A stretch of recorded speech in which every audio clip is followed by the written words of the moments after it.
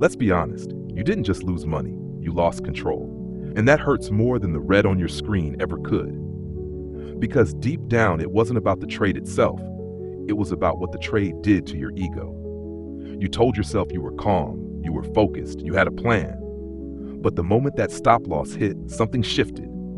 Your jaw clenched, your heart rate spiked, and that quiet voice in your head, the one that's supposed to keep you grounded, it got drowned out by something louder, something hotter.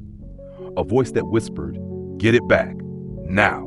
Revenge trading doesn't look like madness at first. It looks like urgency. It sounds like logic. It feels like justice. You re-enter the market. You double your lot size. You justify it by calling it a quick recovery trade. But you know what it really is: retaliation. You're not trading a setup. You're trading a grudge.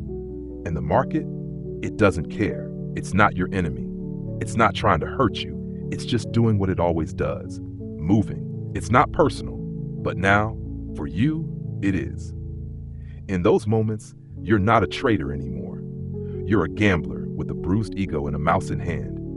Your decisions aren't driven by analysis. They're driven by anger, by desperation, by shame. And you know how this story ends, don't you? It ends with a bigger loss. It ends with your capital wiped out and your confidence shattered.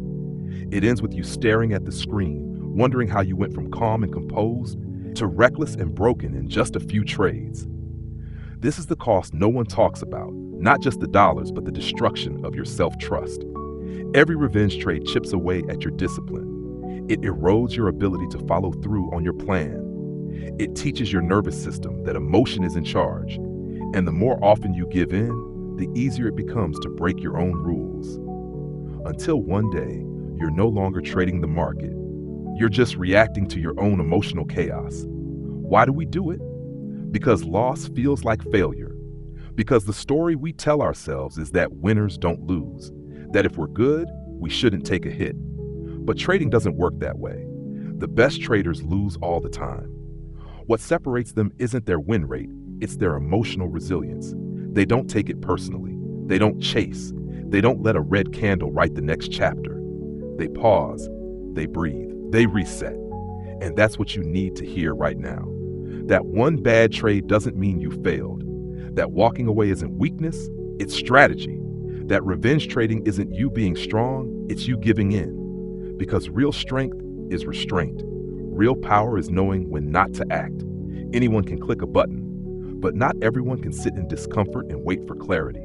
So next time the urge hits, and it will, don't run to your charts.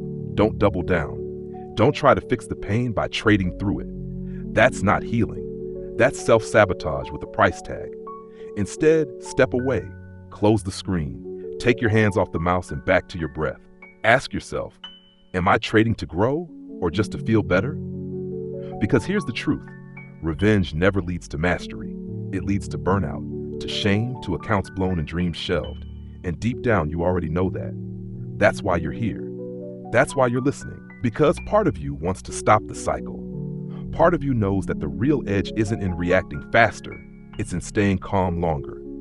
In trading, the person who wins is rarely the one who fights the hardest. It's the one who walks away when the fight is no longer worth it. So walk away. Let the loss be a lesson, not a wound you keep scratching open. Let it remind you that your real battle isn't with the market, it's with your own mind.